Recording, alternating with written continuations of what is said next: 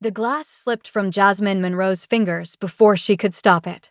She didn't remember dropping it. She didn't remember much after that, only the spinning ceiling of the hotel corridor, the carpet rushing up to meet her, and a pair of cold, dark eyes staring down at her before everything went black. She had spent weeks convincing herself that night meant nothing. That whatever happened in that hotel suite was a wound she could bandage with silence and move forward. She had been 22, trusting, and completely unprepared for what her own blood was capable of. Her name was Jasmine Monroe, and she had learned early that the world was not built to protect women like her. She grew up in a house that looked perfect from the outside. Her father, Congressman Gerald Monroe, was the kind of man who shook hands in front of cameras and delivered speeches about family values while his own daughter ate dinner alone. When he remarried, Jasmine gained a stepmother named Vivian and a half-sister named Camille, and lost whatever remained of her father's attention. Camille was beautiful in the way that weapons are beautiful. Polished, deliberate, and designed to cause damage.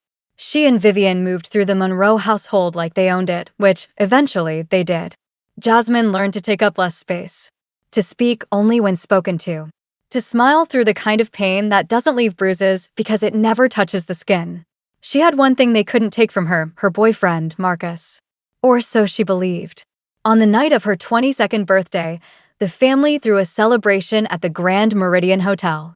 It was the first time in years they had included her. She should have known then. Generosity from people who have never been generous is not a gift. It's a setup. Camille handed her a glass of champagne near the end of the night, smiling with teeth that gleamed too brightly under the chandelier light. "Happy birthday, Jazz," she said. "You deserve tonight." Jasmine drank it. Every last drop. What happened next unfolded in fragments she would spend years trying to piece together. The room tilting. The music distorting. Marcus's voice somewhere behind her, and then Camille's laughter, bright and careless, pulling him in the opposite direction. A hotel employee guiding her into an elevator. A door opening. A bed. Darkness.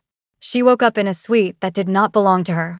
The morning light cut through floor-to-ceiling windows and revealed a room that was not the one she had been assigned. White marble. A skyline view. Expensive silence.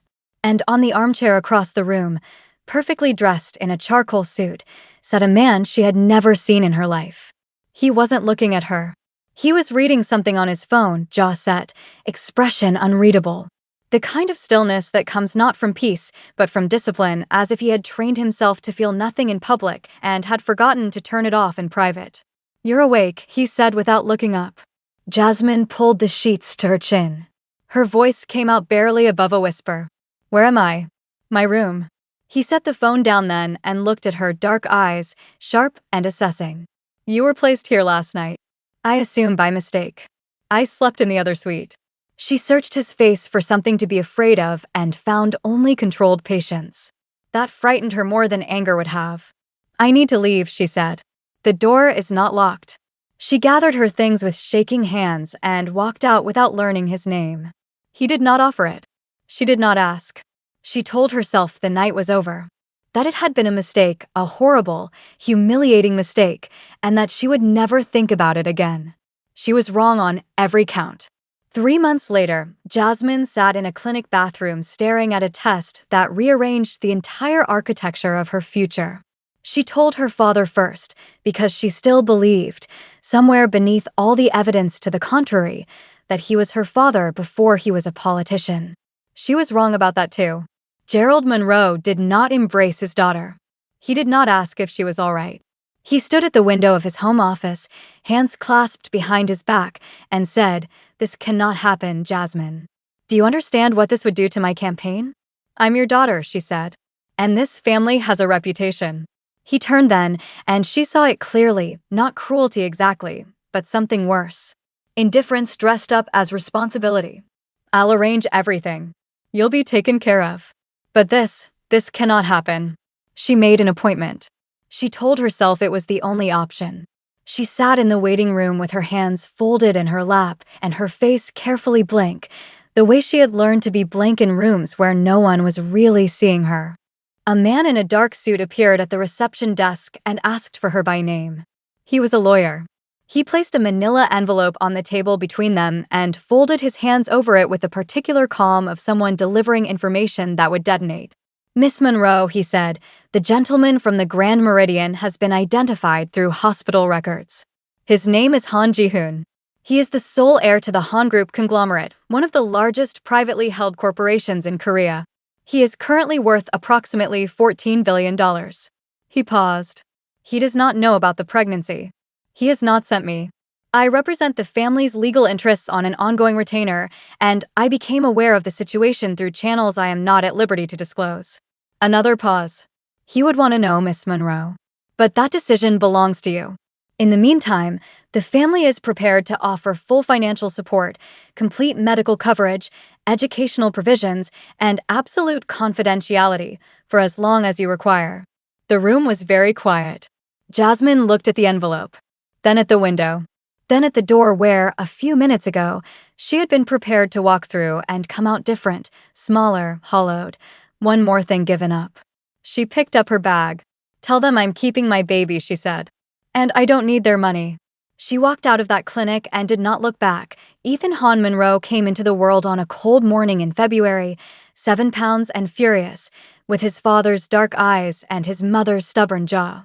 Jasmine held him in the delivery room with no one beside her, no family, no partner, no one, and felt something settle in her chest that she didn't have a word for.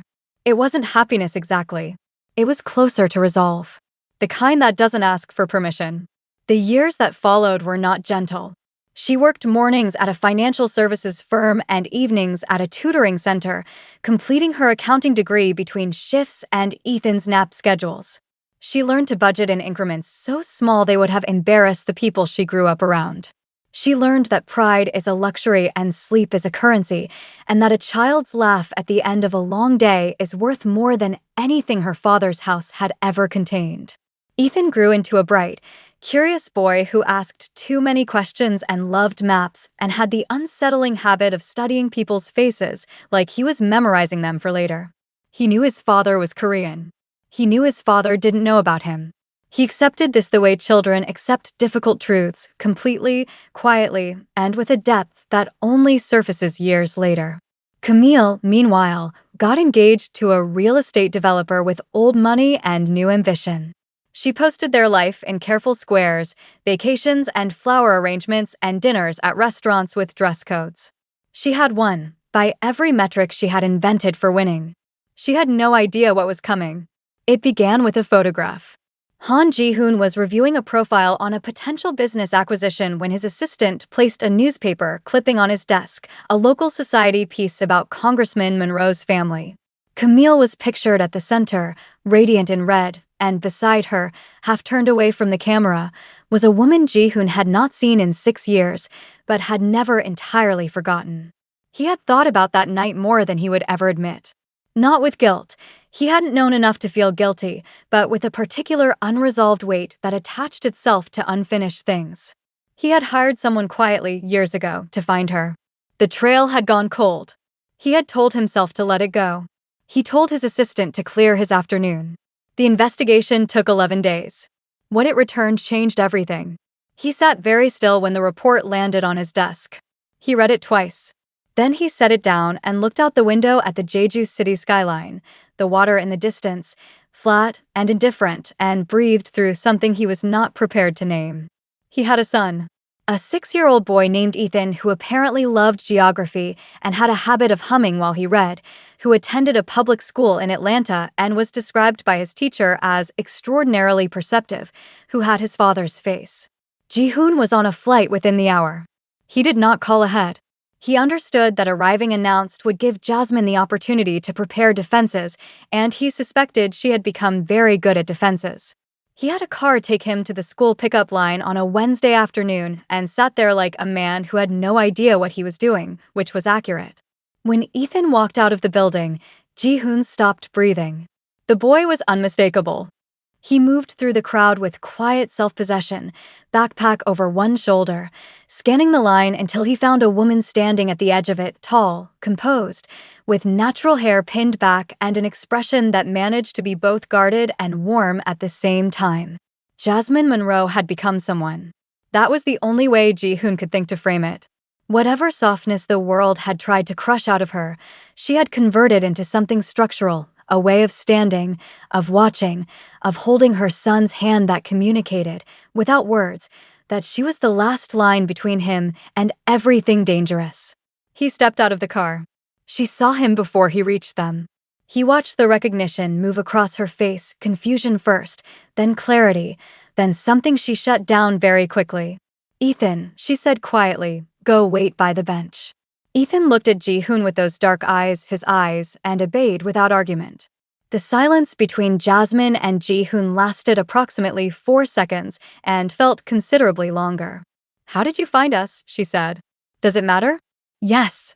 He looked at Ethan on the bench, small and serious, drawing something in his notebook. "He looks like my father," Ji-hoon said. His voice came out steadier than he felt. "My father died when I was 8. I have one photograph of him at that age. It's the same face." Jasmine said nothing. He could see her working out whether to be moved by this or to use it as a reason to be more guarded. "I'm not here to take anything from you," Ji-hoon said. "I want you to know that first. I missed 6 years because I didn't know. I'm here because I can't miss any more." "You missed 6 years," she said carefully, "because the circumstances of how this happened were—" She stopped. "Reset. This isn't a conversation for a school parking lot." "No," he agreed. "It isn't. I'll come wherever you say. I'll wait as long you need. But I'm not leaving Jeju City until we've had it." She looked at him for a long moment. Then she looked at Ethan, who had stopped drawing and was watching them both with the expression of a child who understands more than adults expect. "Saturday," she said finally. "Public place. You get 1 hour." Ji-hoon nodded. "Thank you." "Don't thank me," she said. "I'm doing this for him. Not for you." She collected Ethan and walked away without looking back. But Ji-hoon noticed that Ethan did look back. Once, quickly, with those eyes that were either searching for something or had already found it. The 1-hour meeting on Saturday became 2. Then 3.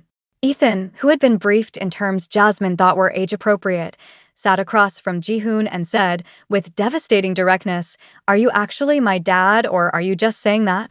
Ji-hoon looked at him steadily. "I am," he said. "And I'm sorry I wasn't there before." Ethan considered this with the gravity of a philosopher. "Mom says sorry doesn't fix things. You have to do different." "She's right," Ji-hoon said. "What would different look like to you?" Ethan thought about it. "Come to my geography competition. It's in 3 weeks. Mom always comes alone." Ji-hoon looked at Jasmine across the table. She had the expression of a woman who had not authorized this negotiation and was not sure how to stop it. "I'll be there," Ji-hoon said. He was.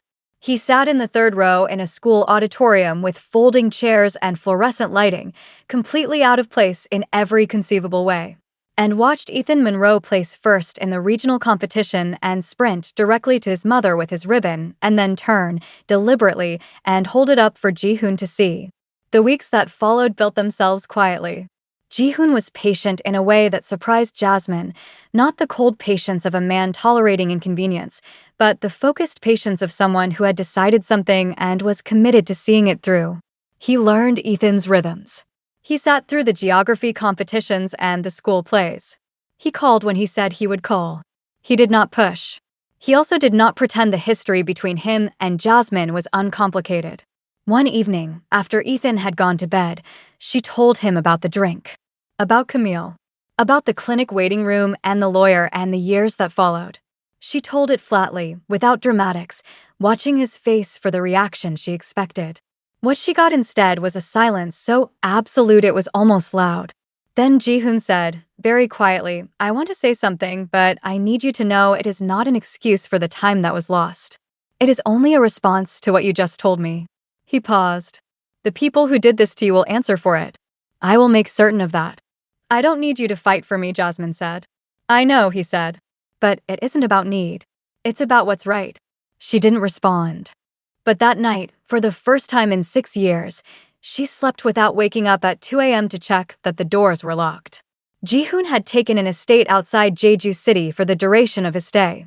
When he invited them to move in temporarily, more space, better security, Ethan's request, Jasmine refused twice and then watched Ethan spend 40 minutes explaining to her, with maps he had drawn himself, why it was strategically advantageous. She moved in on a Sunday. She told herself it was temporary.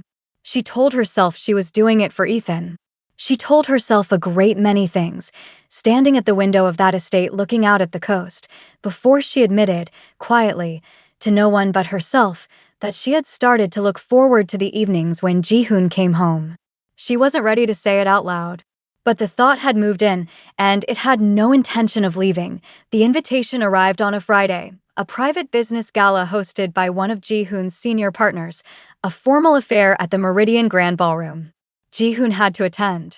He asked Jasmine to come. She almost said no. She was good at saying no. But her best friend Nia, who had driven 3 hours to Jeju City specifically to talk sense into her, stood in the doorway of the estate's dressing room with a gown she had somehow already procured and said, "You have been hiding in this beautiful house long enough. You put on this dress, and you walk into that room, and you let the world see what surviving looks like." Jasmine put on the dress. It was deep gold, floor-length, the kind of thing that didn't ask for attention, but commanded it anyway. She arrived at the gala with Nia, not with Ji-hoon. They had agreed to meet inside. She had wanted that margin of independence, that small proof that she was still her own person walking through her own door. She was 3 minutes into the room when she saw them. Camille was standing near the champagne display in a white gown, laughing too loudly at something her fiancé had just said. Marcus stood slightly behind her, hand at her back, wearing an expression that Jasmine recognized, the careful blankness of a man pretending he was exactly where he meant to be. Camille saw her first. The laugh didn't stop, but something shifted in her eyes, a sharpening, a recalibration. "Jasmine." She said the name like a conclusion. "I didn't know you'd be here." "I was invited," Jasmine said simply. Camille's gaze moved over her with the practiced efficiency of someone taking inventory. "You look well," she said, which was Camille's way of saying she had expected otherwise. Marcus cleared his throat. "Jazz," he said. "It's been a while." "It has," she agreed. She looked at him with the particular piece of someone who has already grieved a thing completely and come out the other side. He looked older, smaller. She felt nothing that required tending to. "What brings you to an event like this?" Camille said, tilting her champagne glass. Her tone carried that old familiar edge, playful and cutting, designed to make Jasmine feel like an intruder. "These things can be intimidating if you're not used to the environment." "Camille." Nia's voice carried the specific warning frequency of a woman who has been waiting a long time to deploy it. "I'm just asking," Camille said sweetly. The ballroom doors opened. It was the kind of entrance that doesn't require announcement. The room shifted a dozen small movements, people straightening, conversations lowering, attention redirecting toward the entrance.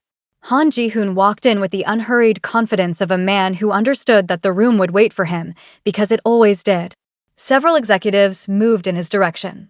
He bypassed every one of them. He crossed the ballroom floor without stopping, without looking at anyone except Jasmine, and when he reached her, he cupped her face in both hands and kissed her, not briefly, not perfunctorily, but with the deliberateness of a man making a statement he had been composing for months. The room went completely silent. When he stepped back, his eyes were still on her face. She could hear her own pulse. "I should have done that sooner," he said quietly. Around them, the silence fractured into whispers. Ji-hoon finally turned and acknowledged the room with the minimal nod of a man who has completed the only thing that mattered and would now tolerate the rest of the evening. Camille's champagne glass hovered, forgotten, halfway to her mouth. Marcus looked like a man watching a door close permanently from the wrong side of it. It might have ended there, a beautiful, decisive moment that the gossip columns would dissect for weeks. But Camille had never known when to stop. "Careful," she said, loud enough for the circle around them to hear, her voice carrying that particular pitch of manufactured concern. "She has a history of latching onto wealthy men when her options run out. It's a pattern, honestly. I'd look into it before." "Enough." Ji-hoon's voice was not raised. It didn't need to be. He turned to face Camille with the full, undivided attention of a man who had decided to be done being careful. "You should think very carefully," he said, "about how you speak about the woman I love." He let that land. "Let the room hold it."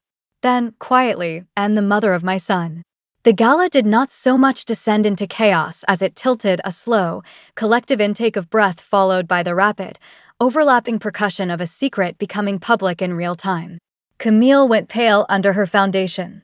Her fiancé looked at her with an expression that was asking questions he hadn't known he needed to ask. Jasmine felt Ji-hoon's hand find hers. She let it. The next morning, the story was everywhere. A journalist who had been at the gala filed a piece before midnight. By dawn, it had expanded, Han Ji-hoon confirming a 6-year-old son with an Algeria woman, the family of Congressman Gerald Monroe now under scrutiny, the drugging allegation that had surfaced through Jasmine's hospital records, old hotel security footage, text messages that Camille, in her certainty she would never be caught, had never thought to delete. Camille's fiancé released a statement ending their engagement by noon.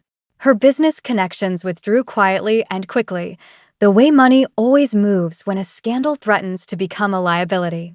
Vivian, who had known and covered and conspired, found that the same political circles who had welcomed her now had no memory of ever doing so. Gerald Monroe sat in his office and looked at the photograph of himself and Jasmine he had kept in the bottom drawer of his desk, the one from her high school graduation, the one where she was smiling at the camera and he was looking somewhere else, and understood, at 63, what it meant to waste something irreplaceable. He called her. She answered. "I need you to know that I am sorry," he said. "Not for the cameras. Not because there are consequences. Because it was wrong and I failed you, and I have known it for longer than I admitted." Jasmine was quiet for a moment. "I forgive you, Dad," she said. "But forgiveness isn't a return ticket. You should know that." He said he did. She believed him. It was not a reconciliation so much as the end of a war, the bodies cleared, the terms acknowledged, the territory not regained but at least no longer contested. Marcus called too. He left a voicemail she listened to once. He said he had never stopped loving her. He said he had made the biggest mistake of his life. He said he hoped she would give him a chance to explain. She did not call back. There was nothing to explain that she had not already understood. Some people leave because they do not value what they have until someone else shows them the price. She had no interest in being a lesson revisited. She sent one text, "You didn't lose me. You gave me away." She didn't wait for a response. 6 months later, Ji-hoon drove them to a private stretch of coastline outside Jeju City, just the three of them, no staff, no photographers, nothing but the sound of the ocean and the last light of a day that had been warm and unremarkable in the best possible way. Ethan had been uncharacteristically quiet on the drive. Jasmine had assumed he was tired. He was not tired. He reached into his coat pocket on the beach and produced a small velvet box with the solemnity of a boy who had been trusted with something significant and intended to honor that trust. "Mom," he said, holding it out. "Ji-hoon asked me to give you this part." Jasmine looked at the box. Then at Ji-hoon, who had dropped to one knee on the sand without hesitation, not performing, not producing, just present in the way he had learned to be present. "I spent 6 years not knowing you existed," he said. "And the last year understanding that you are the most extraordinary person I have ever met. Not because of what you endured, but because of who you chose to become anyway." He paused. "I know I am asking you to trust a man who arrived late. I am asking anyway. Let me spend the rest of my life being early to everything that matters." Ethan watched his mother with eyes that were both his father's and entirely his own. She opened the box. The ring inside was simple, one stone, clean setting, the kind of thing chosen by a person who understood her completely. "Yes," she said. Ethan pumped his fist. Ji-hoon laughed, which was a sound Jasmine had decided, somewhere in the past several months, that she wanted to keep hearing. They were married the following spring, in a small ceremony on the coast. Ethan walked his mother down the aisle in a suit he had insisted on picking himself, his chin lifted, his steps deliberate, performing the role with a gravity that made several guests cry before a single vow had been spoken. When they reached the end of the aisle, he kissed his mother's cheek and said, quietly enough that only she heard, "I knew he was the one when he learned all the capitals without me even asking." She laughed through her tears and handed him off to his seat. She married Han Ji-hoon in front of 40 people and the open sky and the son who had made her a mother before she was ready and taught her, in 6 years of school pickups and late nights and geography competitions and maps drawn in careful pencil. That family is not inherited. It is built. Deliberately. Imperfectly. and with the knowledge that the people worth keeping are the ones who show up, not when it is easy, but when it costs them something. At the reception, Ethan stood on his chair to give a toast no one had asked for, but everyone agreed was the best of the evening. "I'd like to say," he announced, with a gravity well beyond his years, "that my mom is the strongest person I know. And my dad is still learning the capitals of North Africa, but he's trying. And now nobody can take us apart." The guests rose to their feet. Jasmine Monroe, now Jasmine Hahn, looked at her husband, her son, and the life she had rebuilt from the wreckage of everything they had tried to take from her, and understood, with the quiet certainty of a woman who has been tested and remained standing, that she had won the only thing that ever actually mattered. If this story moved you, share it with someone who needs to hear it. And if you haven't yet, like and subscribe. There's more where this came from.